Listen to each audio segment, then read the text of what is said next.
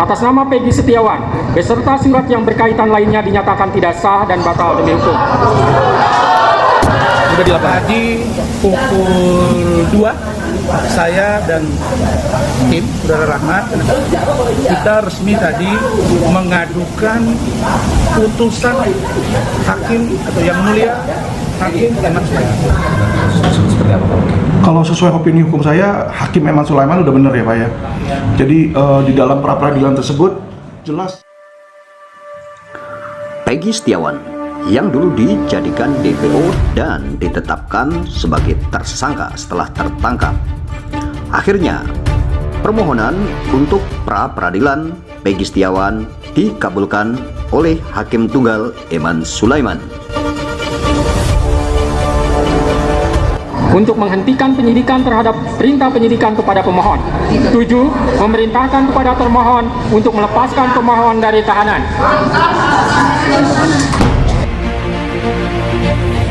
Dan keputusan Hakim Tunggal Eman Sulaiman yang mengabulkan permohonan pra-peradilan Peggy Setiawan akhirnya menuai sebuah kontroversi. Hakim Eman Sulaiman pun dilaporkan ke KY oleh beberapa pihak yang merasa tidak puas dengan keputusan yang diambil oleh Hakim Eman Sulaiman.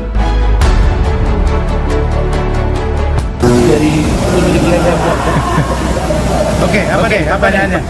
Terkait updatean terkait abang mau melaporkan Hakim Eman Sulaiman ke KY gimana? Sudah Dilaporkan. Tadi pukul 2 saya dan tim Saudara Rahmat karena Bu Ida bagi di Pekanbaru dan beliau ikut dalam tim saya. Ikut kan? Oh kan?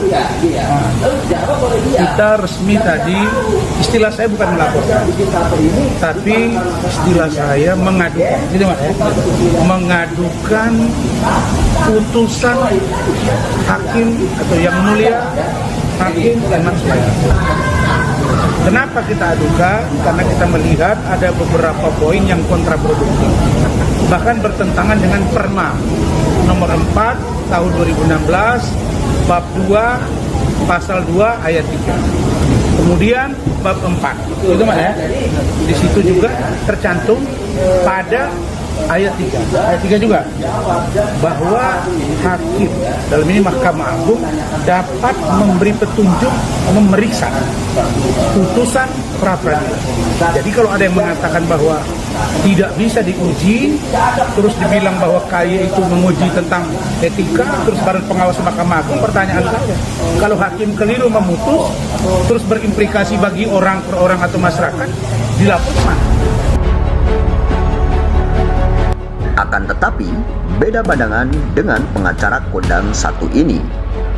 Alvin Lim mengatakan, jika keputusan Hakim Sulaiman sudah sesuai, dan Alvin Lim pun mengatakan, Bung Rasman Nasution secara membabi buta membela kepolisian. Mari kita simak pernyataan-pernyataan lengkap dari Alvin Lim. Menanggapi kasus tersebut seperti apa, Pak? kalau sesuai opini hukum saya, Hakim Eman Sulaiman udah benar ya, Pak ya.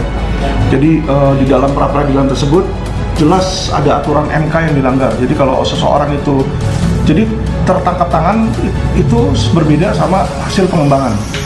Jadi kalau orang dijadikan tersangka karena tertangkap tangan, dia nggak perlu diwawancara dulu atau di BAP dulu di situ, karena udah tertangkap tangan, udah ketahuan buktinya, saksinya udah ada di situ. Nah, tetapi kalau ini berdasarkan pengembangan, berdasarkan keterangan saksi, berdasarkan orang-orang lain yang sudah ditangkap sebelumnya di situ ya.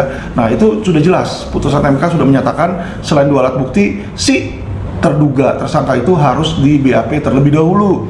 Ditanya lebih dahulu. Jadi ketika itu tidak ada, maka dianggap kelengkapan alat buktinya tidak ada di situ. Makanya putusan Hakim Eman Sulaiman ini sudah tepat. Putusan Hakim Eman Sulaiman ini sudah tepat. Saya melihat ini ya agak bingung juga ya. Maksudnya agak bingung tuh begini loh. Yang namanya orang melaporkan itu dia harus punya legal standing, Pak. Nggak bisa ujuk-ujuk, saya mau laporin A, saya mau laporin B, saya mau laporin C, saya mau laporin D. Kalau itu dibiarkan, ya dunia ini kapan mau beresnya? Ya, nah kalau dia bilang dia mau melaporkan Eman Sulaiman terhadap pra-peradilan, dia memperadilan kepolisian. Nah, yang menjadi pertanyaan adalah siapa itu Rasman di antara dua belah pihak tersebut? Apakah dia kuasa hukum dari Peggy? Bukan. Apakah dia mendapatkan kuasa dari polisi? Bukan juga. Lalu jika tidak, terus atas dasar apa dia melaporkan, kerugian apa yang dia terima? Nangkep ya Pak ya? Jadi yang mestinya melaporkan, yang mestinya maju itu adalah pihak kepolisian. Apakah melalui orang dalam dia, bitkumnya atau siapa melaporkan, itu masih bisa. Tapi kalau orang lain yang nggak ada substansinya, kita jadi bingung dong, polisi ini jadi substansi liar atau gimana? Ya kan, apakah polisi tidak mempunyai orang atau mempunyai lawyer atau mempunyai bidang hukum yang bisa membela dia? Kok butuh Rasman untuk membela? Kecuali polisi itu, kepolisian RI memberikan surat kuasa kepada Rasman, barulah oke di situ ya. Jadi kalau menurut saya, sorry ya, itu hanya gertak sambal sih. Jadi Bang Rasman itu memang sudah terbiasa Bang, kalau ada kasus-kasus apa dia teriak gitu ya, nggak beda jauh sama Hotman lah. Hotman juga gitu, kalau ada kasus siapa dia ikut nimbrung ya kan. Awal-awal nih kasus Vina kan dia nimbrung tiap hari tuh di medsos dia. Sekarang udah nggak kelihatan Bang batang hidungnya, setelah dia tahu yang harus dilawan itu polisi, mundur dia. Ya kalau Rasman ini kelihatan dia sedang membela polisi nih, membabi buta nih. Ya motifnya apa dibaliknya ya itu yang menjadi pertanyaan bagi masyarakat. Banyak yang bilang masyarakat terutama publik itu bilang bahwa ini pengacara pansos. Kalau dari aku sendiri sebenarnya publik sendiri. Enggak, kalau saya lihat Rasman itu pinter sih Bang. Jadi kalau pansos enggak, feeling saya dia ada bargaining power. Jadi misalnya Pak, Rasman itu kan ada dilaporkan polisi ya, apakah pencemaran nama baik ataukah dugaan perzinahan atau apa dari yang masih ada pending nih di kepolisian ya. Jadi bisa aja dia lakukan barter. Ya udah polisi saya bantu nih dari orang luar ya kan, supaya menambah suara pro ke polisi lah gitu. Tapi tolong saya punya kasus dibantu. Itu yang saya duga keras mungkin ada di situ probability-nya. Kalau untuk pansos saja tanpa apa-apa sih nggak mungkin sih Pak. Apalagi sampai infonya dia bersedia menawarkan 10 juta ke Widya ya. Uang dari mana? Masa dia nggak dapat uang dari kuasa hukum dia mau rugi duit? Enggak lah. Pak, dengan Rasman ini melaporkan, kan ini belum ya? Betul. Ingin melaporkan ke Komisi Yudisial, itu akan berpengaruh juga nggak sih Pak ke Peggy Setiawan sendiri? Enggak sih, kalau ke Peggy Setiawan enggak. Jadi gini, kalau laporan Komisi Yudisial itu yang bisa dilaporkan adalah kode etik hakim. Kode etik hakim, apakah di dalam menjalankan tugas si hakim itu melanggar 8 aturan kode etik? Apakah dia harus profesional, menjunjung keadilan, transparansi? Jadi ada di buku kode etik hakim. Nah, kalau dia melanggar di situ, barulah si hakim tersebut yang kena disciplinary Pak. Ya.